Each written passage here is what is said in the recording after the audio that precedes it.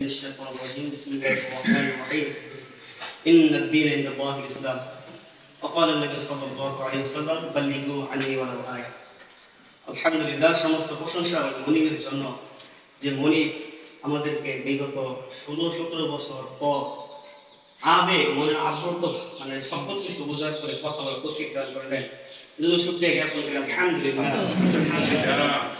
আমি ছোট থাকতেই ইসলামিক জামাত শিবির জামাত ইসলামকে ভালোবাসি এবং এক ধরুন আমি যে আমলগুলো করতাম বিভিন্ন প্রোগ্রামে আসতাম। আমাদের হুজুর ছিল বড় হুজুর আক্কাসালি হুজুর, ওনার সাথে আসতাম, মৌলভীর সাথে আসতাম।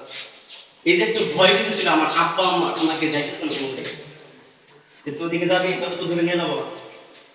আমরা এক জায়গায় যাবো পাঞ্জাবি গায়ে দিয়ে আমার আম্মা এই পাঞ্জাবিরা এই আন্দোলনের কিছুদিন আগে আমি 4 আগস্ট আন্দোলনে ছিলাম। আমি ব্যথা পাইছিলাম কানের মধ্যে, কান্দার ভাইকে রাখছিলাম তো আমার আব্বা আমার না জানে, তাদের জানতে দেয় না যে আমি আন্দোলন গেছিলাম। কিন্তু জানতে পারছে পরে আমি কৌশল ওটাকে না করছে, কৌশল না করছি, মিথ্যা না কৌশল না করছি। তো আমি পাগড়ি পরে আসলাম, আমার ভয় হয় কিন্তু পাগড়ি পরে যাবে দেশে গন্ডগোল করার জন্য যাবো, মানে এরকম একটা পরিস্থিতি ছিলাম। আমরা কথা বলতে পারি নাই, উস্তাদেরা বলছে অনেক বলছে যে আমরা কথা বলতে পারি নাই।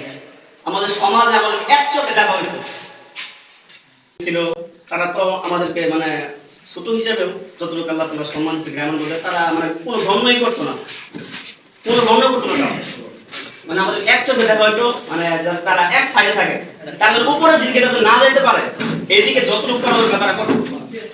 তো আলহামদুলিল্লাহ আল্লাহ তাআলা আমাদের একটা অনুকূল পরিবেশ তৈরি করে দিয়েছেন যে আমরা মন খুলে কথা বলতে পারতেছি, নির্ভয়ে কথা বলতে পারতেছি, এখানে আইনের কোনো ভয় নেই, সামাজিক কোনো ভয় নেই।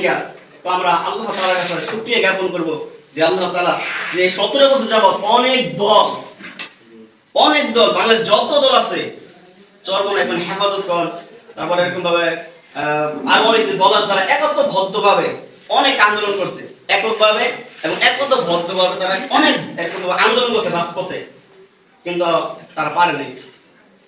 আজকের আমাদের যুব সমাজ ছাত্ররা তারা এরকম ভাবে একটা দাবি নিয়ে মাঠে নামছিল, পরবর্তীতে স্বৈরাচারী শাসক এরকম ভাবে তাদেরকে হত্যা করলো। এর মাধ্যমে আল্লাহ তাআলা সবার মধ্যে একটা জাগিয়ে দিলেন একটা যে তোমরা কি করো, এরকম ভাবে ঝাঁপায়া পড়ো, রাজপথে ঝাঁপায়া পড়ো।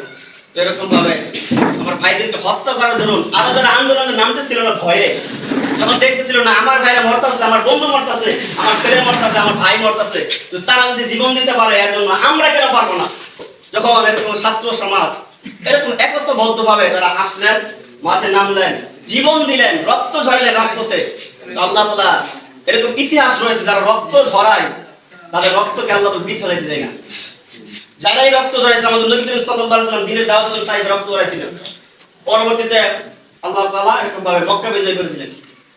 তো তদ্রূপ আমার ভাইয়েরা, আমার ছাত্র ভাইয়েরা রক্ত ঝরাইলেন, আর আল্লাহ তাআলা তাদের রক্তকে বৃথা যেতে দেয় নাই। তারা যে দাবি নিয়ে নামছিল তার বিপরীতে তারা যখন এক দফা দাবি করলেন, যখন এরকম ভাবে সারা বাংলাদেশে একটা ভয়াবহ অবস্থা হয়ে গেল, যখন সেনাবাহিনী আমাদের নেত্রীকে বললেন যে আপনি কি করবেন এখন, যদি আপনি এরকম ভাবে না ছাড়েন তাহলে কিন্তু আমরা কোনো দায়ভার নেব না, তখন তিনি ভয়ে বললেন না ঠিক আছে আমি যাইতেছি।